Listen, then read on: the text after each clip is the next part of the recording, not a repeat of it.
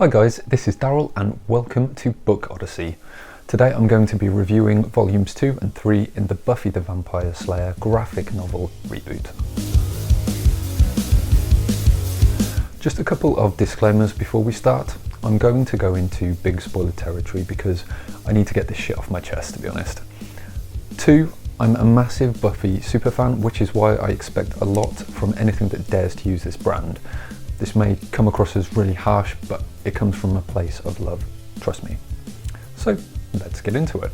In my last review for Buffy Reboot Volume 1, which I'll leave a link to here, we saw Buffy move to Sunnydale, meet the Scoobies and establish through various rush narrative the basis for the story to come.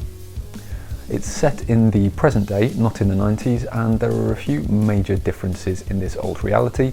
Just to name a few, Willow is gay already, Cordelia is nice for reasons, Drusilla is the main villain, and Anya is older than the rest of the Scooby gang. Volume 2 begins to set up a few story arcs that run across into Volume 3, including a few brave choices for the new direction of this Buffy, not all of which I hated.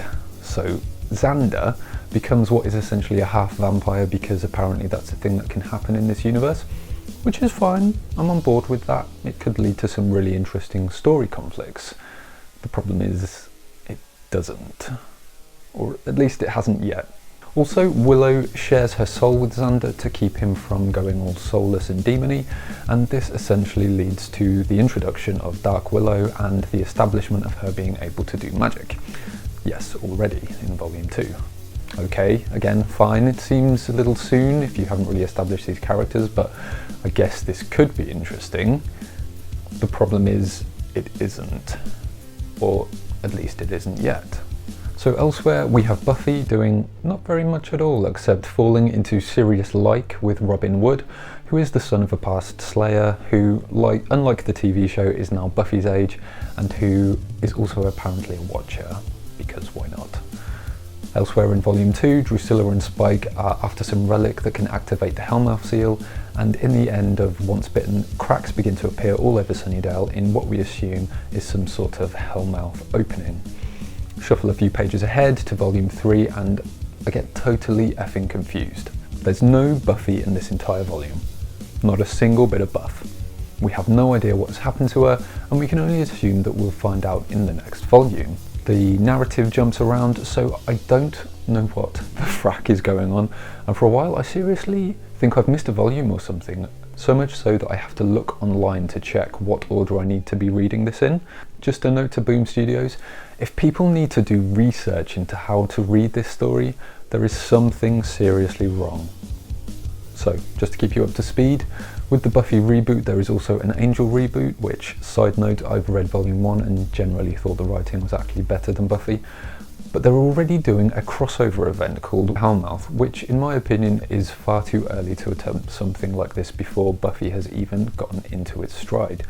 And as a result, Volume 3 was kind of a total f***ing mess. Kendra appears already, cramming herself in there in a way I didn't really care about. Willow and her girlfriend, who's called something I can't even remember because I don't care, broke up. Something happened with Cordelia and she got kidnapped, which was really unclear. Everyone was shouting at each other, presumably for Hellmouth reasons, and then Anya turns up. But I didn't even know it was her because the artwork is so damn awful. It's really bad. Boom invested in artwork for Volume 1, but 2 and 3 is so bad. I don't even know who is who half the time because all the blonde white girls look the same, and even Miss Calendar looks nothing like herself because her character looks nothing like the actress who played her in the TV show. Is Boom on a budget or something? Can't they afford to pay for better artists? Can't they pay for the right to use the actors' faces? What's going on?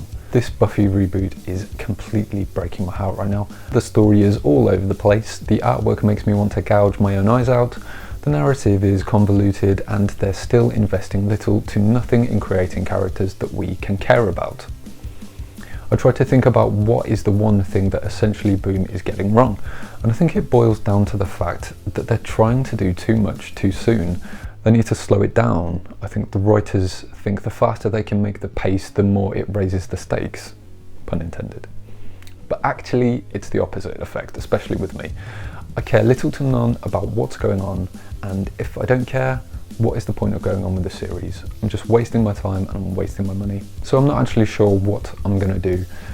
This might be it. I might have to give it up because it's all too frustrating to read, but I'm glad I got this off my chest. It's very cathartic. So Volume 2, Once Bitten, I gave 3 stars out of 5 simply for the fact I was hoping these interesting developments were going to go somewhere. And Volume 3, From Beneath You, I gave 2 stars because they really didn't go anywhere at all. And also, you can't have a Buffy without a Buffy. Sorry, you just can't. I was so close to actually giving this one 1 star, but I think that would have hurt me more than it would Boom. So that's it for my review / murder rant. I honestly hate giving bad reviews. I'm really interested to know what you guys think of the Buffy reboot so far, so please let me know your thoughts in the comments. As always, please like the video to support the channel and subscribe for more videos from me on all things books. So if you're into sci-fi and fantasy, why not stick around? Until next time guys, happy reading.